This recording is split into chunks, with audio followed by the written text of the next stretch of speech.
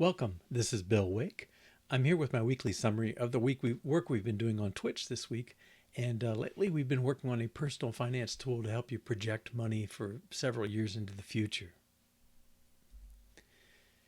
Now, this past week, most of it was spent around fighting, is maybe the way to say it, fighting SwiftData. We did finish the AgeSelector and fixed up the issue in the user interface, started experimenting with SwiftData, found out that our key structure was in the form of a protocol with inheritance, and that SwiftData doesn't like to save those. So we converted the plan. We tried converting it to an enum, and we tried converting it to a single recursive structure. And we liked the struct better, so we used that. When we tried using that with SwiftData, it really wanted a class, but a single recursive class was fine. So we tried turning that on at some point, and it's like, oh, all kinds of things will break if you do that. So we switched over to person and people. The person object is really just the name and the birth date and potential death date. There's not much else going on there. So it was a much smaller one to get working for our first SwiftData class coming in. On the left is the structure we started with. PlanTree is a protocol. It's a very standard composite kind of implementation. Stream is the leaf, or you've got plan composite children, which can be and trees or trees. SwiftData didn't like this, so we switched it over to folding everything into one class. And so we named it plan. It's got a little type selector so it knows which of those three types it is.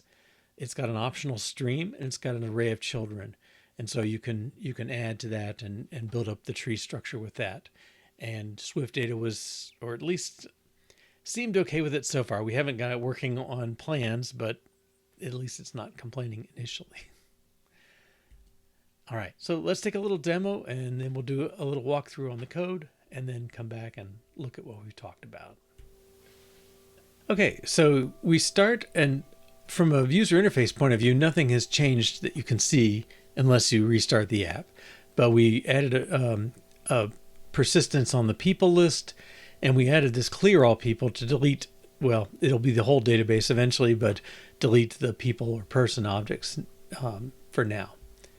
All right, so let's just add a couple of people.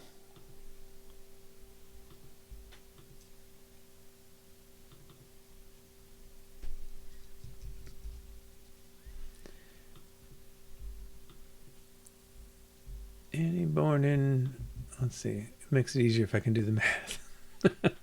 Round numbers, okay. Born at 60, and Bob, born in, he'd be a little young, wouldn't he? 95. And we'll create that. Okay, so we've got both people are in place. I guess I didn't choose them out of order, but it does sort them. And we've got them to work with. Given that, let's do something based on the age selector just so you can see how that came up. So let's give a salary. We'll give a nice generous 20,000, and we'll base it on age. So Annie, let's start her at age 70.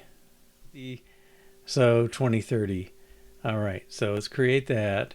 And this is what we expect. Nothing coming in here, but in 2030, she starts getting quite a bit of money. All right, and if we restart, let's just do that over here. People. Okay, but there they are. They're still born in the right years, and they've got the right names.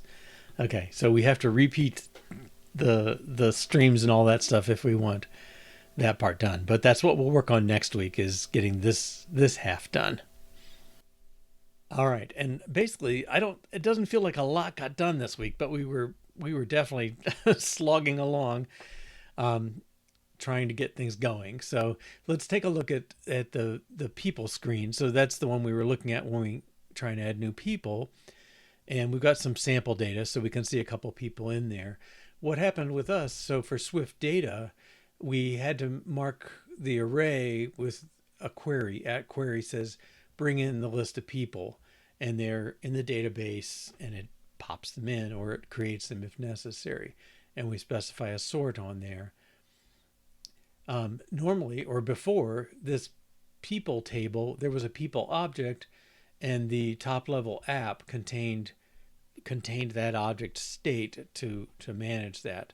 But we got rid of that. Query really likes to work with arrays, and people wasn't quite holding its weight anyway, but it's gone now. All right, and then the body here, this is just this is for the text on the first line with the button for plus, and then the body where we print out each person's name, birthday, and potential death date. But then the preview has to change. So because everything's persistent now, we can't just run this object anymore. It's not a standalone thing. It requires the context of some sort of database container. And so I created a helper preview container that takes what's the type you're going to be looking at. And then we can go to that container and then do insert and put the example data in. So before we just put people and added those to there. And then the last thing is this model container. So at the top level app, we have to say, create use this container for things. And here we're saying, well, when you show this, use this preview container, and let's go look at that. So there's not much there. It's creating a configuration that says stored in memory only. So that's suitable for previews and unit tests. And then we take that configuration and the type that they passed in, and we create a model container for that, which is what we need to work with. It could throw an exception. We'll make it a try bang, which says do it no matter what. If there's an exception, it'll blow up and we'll see something in the test failure. That's fine. We could be more robust, but it's okay. So anyway, you get this container and then you get it back and you can insert into it and do things with it for your preview. So let's look at the age selector.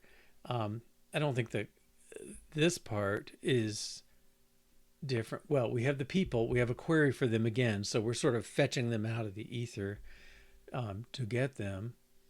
And then we have what we started with was a picker for people and a picker for ages. That doesn't change. And fine, there's a group, but the display of the preview, this one's relatively complicated because I wanted to show two age selectors. I wanted to show one with some people in it, and then one to show what happens when you don't have any people. So we get a little message saying there aren't any people. You can add some if you want to get their ages. And so this required a little more work on the setup for the preview. We create two separate containers, one with 3 names inserted, one with nothing inserted, and then we use those in the 2 separate views to get it. So a little bit of extra work bouncing around to get that done. All right. And then the other thing we did was we talked about the plan switching to a single class. And so this is that class. It's got an ID. Now it has a type, which tells us, is it a stream, an and, or an or? I anticipate a couple more categories coming in there, but this won't grow, dramatically. All right. And so the everything is held here. There's a name, there's a stream, there's a plan, and a list of children that are plans. So that's the recursion. A couple of factory methods, and then just normal code for dealing with trees. You want to append. In our case, we want to project scenarios out for calculating net worth and whatever else we end up doing. And so the and tree does it one way. It sort of gets a result, and then each one modifies this, the previous result. It just kind of accumulates results. Whereas the or tree generates separate scenarios. So it's creating new scenarios and new children. So each one of those existing scenarios turns into however many new scenarios we have times it. It grows kind of combinatorially. All right. And then there's no preview. This is just a simple object, but right now it's observable, which is the normal mechanism for an object, a class that gets used in the display. Next week, we're going to try making it at model, which says this is going to be persistent and you've got to figure out how to do that. I'm not quite sure what's going to be involved in there, so we'll have to see. All right, and then I'll just touch on possibilities is the owner of a list of plans. It also knows the starting month. So if we're running this in June 2024 right now, that comes up as start month for this thing. I'm not quite clear. Like, I think we're going to make this an at query and pull in those plans from the database. And then the other thing not clear to me is the children, I think maybe are the same. Are they a query? I'm not sure how that is going to work. And also the ordering of them, I'm not sure how that's going to work. So got some definite holes. And then any preview that uses plan, which is probably 3/4 or more of them, is going to have that extra stuff added for database. And we'll see what comes of that. It looked like a lot the first time we did it, but we didn't know anything about SwiftData to understand if it was what was going on. We were getting errors. Basically, it would expand. Most of these things are done with macros in the SwiftData, and it would expand into this big, I don't know, a set of getters and setters and monitoring and stuff like that. And then we'd try and decode this error message out of the middle of the expanded macro. It was not good. I hope it goes better now. We've got a little more handle on it. We will see. So what do we think about SwiftData so far? Well, what we hope to get is persistence with little mucking about with databases or object translation to the persistence thing. And we hope to get database migration for free. We'll find out. I mean, that's what we're still working on. What we notice that's not so good is SwiftData changes our design. So some of it is not so dramatic. Basically, if you have structs and enums, and as long as they are either primitives, which are codable, or codable entities, everything kind of hangs together. But if they weren't codable, we had to add codable all over the place, only because we needed persistence. We found we couldn't use inheritance. We couldn't use that recursive struct. That may have been a UI issue. I'm not 100% sure what fell apart with using that. But the recursive class was fine. And SwiftData seems to be more oriented towards saving classes as things. It'll save the structs and enums as part of them. I don't know. We'll see. And then there is design impact on previews. We got to create these model containers that, connect us to the database. And so when you're saving and loading, you also have to modify things to use model context, which kind of connects the database for inserting and deleting and things like that. I'm dreading next week's stuff because it looked so bad before, but I'm hopeful. We'll see. We have some unknown impact still. There's going to be design impact on some tests. I think if you have a model object, which is part of SwiftData, I believe you have to do that same stuff you did for the previews of creating containers so you can run these unit tests. This is all stuff I don't normally like to do, but we're trying out Swift's framework. And, hopefully we decide it's worth keeping. Going without it, we'd have to go down into core data, which is lower level and more painful. And, then we'd write our own translations and all that stuff. So it's even more work, as painful as this was this week. And then also, I don't know if there's performance impact on tests. Normally, I would tell people, don't make your unit tests talk to your database. But in this case, we may end up with that. I don't know if there's ways around it or how that'll go, but we'll find out. All right. So this coming week, we're going to work on possibilities in plan and try and get them persistent as well. And if we finish that earlier than I think we will, we're going to move on to editing fields and tree structures. At least get something that can delete something. So if you make a mistake, you can get rid of it. Ideally, we'd like to be able to edit things, and we'd like to be able to kind of drag and drop our tree structure and modify it that way or some other way, but some way to modify tree structure. All right. Given it took a lot of the week to get just this simple person working, I don't think we're getting to the structure stuff, but we'll see. All right. Well, if you'd like to join us, we meet weekly Monday through Thursday, 2 to 4:30 p.m. Eastern Time, or 6 to 8:30 p.m. UTC.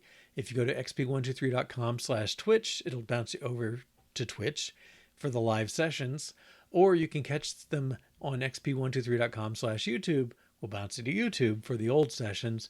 They're time delayed by a couple of weeks, and they're lightly edited, and you can watch them faster if that's your cup of tea. All right, well, I hope you can join us sometime, and have a good week. Take care. Bye-bye.